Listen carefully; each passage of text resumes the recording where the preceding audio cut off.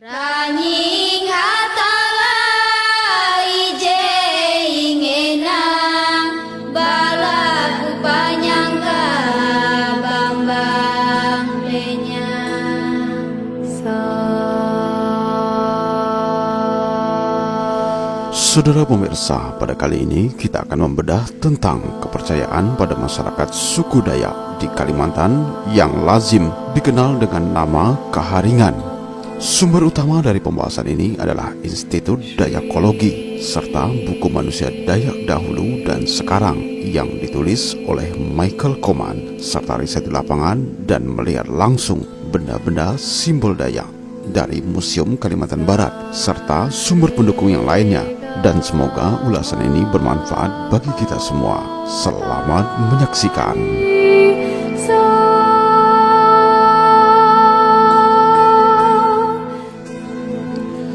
Kaharingan adalah kepercayaan atau agama asli suku Dayak di Kalimantan. Secara bahasa, kaharingan artinya tumbuh atau hidup, seperti dalam istilah danum kaharingan atau air kehidupan.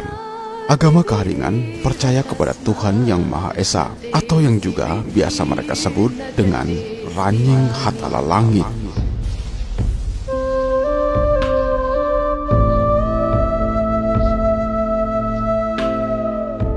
Kaharingan dianut secara turun-temurun dan dijalankan oleh masyarakat Dayak di Kalimantan. Karena pemerintah Indonesia mewajibkan penduduk dan warga negara untuk menganut salah satu agama yang diakui oleh pemerintah Republik Indonesia, maka sejak 20 April 1980, agama Kaharingan dikategorikan sebagai salah satu sub dalam agama Hindu atau yang juga disebut dengan Hindu Kaharingan. Seperti halnya dengan kepercayaan Tolatong pada suku Bugis yang juga akhirnya disebut sebagai Hindu Tolatong. Kaharingan ini pertama kali diperkenalkan oleh Cilik Riwut tahun 1944. Saat itu ia menjabat sebagai residen Sampit yang berkedudukan di Banjarmasin. Pada tahun 1945, pendudukan Jepang mengajukan Kaharingan sebagai penyebutan agama Dayak. Sementara pada masa Orde Baru, para penganutnya berintegrasi dengan Hindu atau yang juga lazim disebut dengan Hindu Kaharingan. Lambat laun Kaharingan memiliki tempat ibadah yang dinamakan dengan Balai Basarah atau Balai Kaharingan. Kitab suci agama mereka adalah Panaturan dan buku-buku agama lain seperti Talatah Basarah, yaitu berupa kumpulan-kumpulan doa, kitab Tawur berupa petunjuk atau tata cara meminta pertolongan kepada Tuhan dengan upacara menabur beras dan lain sebagainya. Hingga kini penganut Kaharingan masih memperjuangkan hak, yaitu Kaharingan yang merupakan kepercayaan nenek moyang secara turun-temurun. Belum diakuinya Kaharingan sebagai agama menyulitkan masyarakat yang menganut Hindu Kaharingan.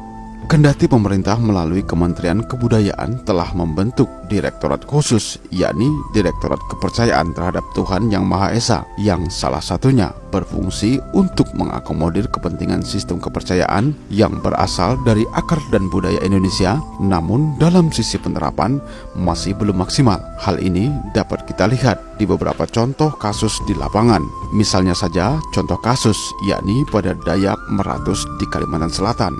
Ketika membuat EKTP, masyarakat Dayak Meratus harus mengosongkan kolom agamanya. Hal ini berdasarkan dari catatan Kademangan Dayak Meratus. Komunitas tersebut dari tahun 2003 hingga sekarang sudah memiliki 60.000 orang yang memiliki agama Kaharingan. Hal tersebut sekitar 2% dari penduduk Kalimantan Selatan yang saat ini berjumlah 3,6 juta jiwa.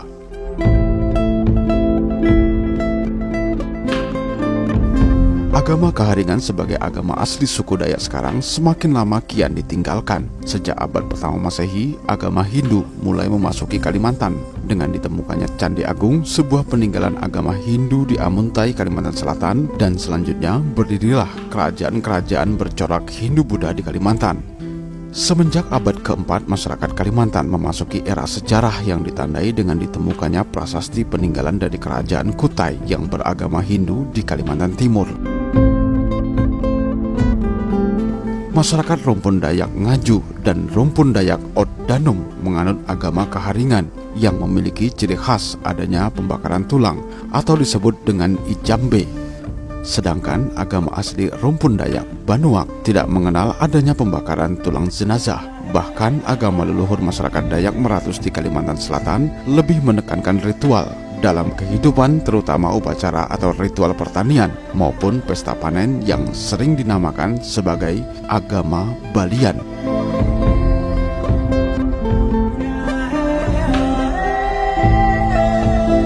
Penemuan arca-arca Buddha dan Hindu yang juga merupakan peninggalan dari kerajaan Barunei atau Brunei kuno, kerajaan Sri Bangun di Kota Bangun, Kutai Kartanegara, dan kerajaan Tanjung Pura di Kalimantan Barat menunjukkan munculnya pengaruh hukum agama Hindu dan Buddha serta asimilasi dengan budaya India. Hal ini menandai kemunculan masyarakat multi etnis yang pertama kali di Kalimantan pada masa itu. Sebagian besar masyarakat Dayak yang sebelumnya beragama Kaharingan kini memilih agama Kristen dan Islam, namun kurang dari 10% yang masih mempertahankan agama Kaharingan. Namun ada pula sebagian kecil masyarakat Dayak kini mengkonversi agamanya dari agama Kaharingan menjadi agama Buddha, yakni Buddha versi Tionghoa, yang pada mulanya muncul karena adanya perkawinan antar suku dengan etnis Tionghoa yang beragama Buddha.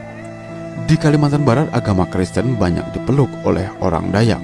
Namun di provinsi lainnya, orang Dayak juga banyak yang memeluk agama Islam, namun tetap menyebut mereka adalah sebagai suku Dayak, seperti suku Dayak Pasir, Dayak Bakumpai, Dayak Tidung, serta lainnya. Mereka adalah orang-orang Dayak yang rata-rata memeluk agama Islam.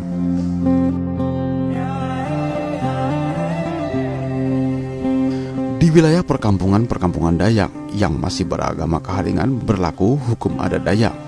Wilayah-wilayah pesisir di Kalimantan dan pusat kerajaan Islam, masyarakatnya tunduk pada hukum adat Melayu seperti suku Banjar, Melayu Senganan, Kedayan, Bakumpai, Kutai, Pasir, Berau, Tidung, dan Bulungan, serta yang lainnya.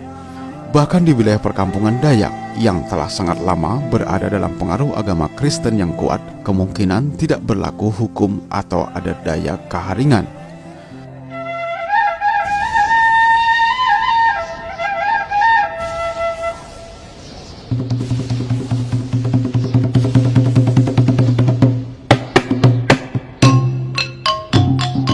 Pada masa kolonial, orang-orang Bumi Putra, Kristen dan Dayak Kristen di perkotaan disamakan kedudukannya dengan orang Eropa dan tunduk kepada hukum golongan Eropa.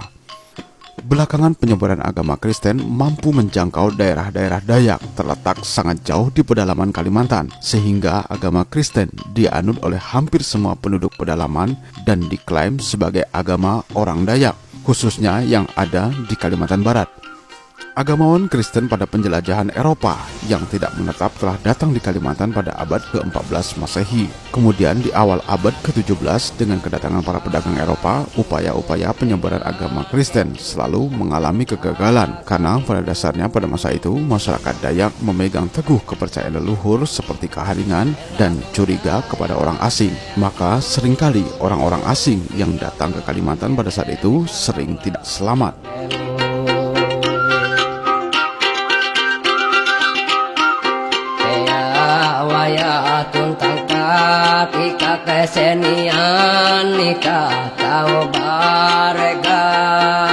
Penduduk pesisir juga sangat sensitif terhadap orang asing karena takut terhadap serangan bajak laut dan kerajaan asing dari luar. Penghancuran Keraton Banjar pada tahun 1612 oleh VOC dan serangan Mataram atas Sukadana tahun 1622 serta potensi serangan Makassar sangat mempengaruhi kerajaan-kerajaan di Kalimantan. Sekitar pada tahun 1797, Belanda memperoleh sebagian besar Kalimantan dari Kesultanan Banjar dan Banten. Sekitar tahun 1835, barulah misionaris Kristen mulai beraktivitas secara leluasa di wilayah-wilayah Kalimantan. Maka pada tanggal 26 Juni 1835, Brandstein, seorang penginjil datang pertama di Kalimantan menuju Banjarmasin dengan leluasa. Ia menyebarkan agama Kristen di pedalaman Kalimantan Tengah, lalu kemudian menyebar di tempat-tempat yang lain di Kalimantan. Dan sejak saat itu, agama Kaharingan semakin terhimpit dari pengaruh misionaris serta agama lain yang masuk di Kalimantan.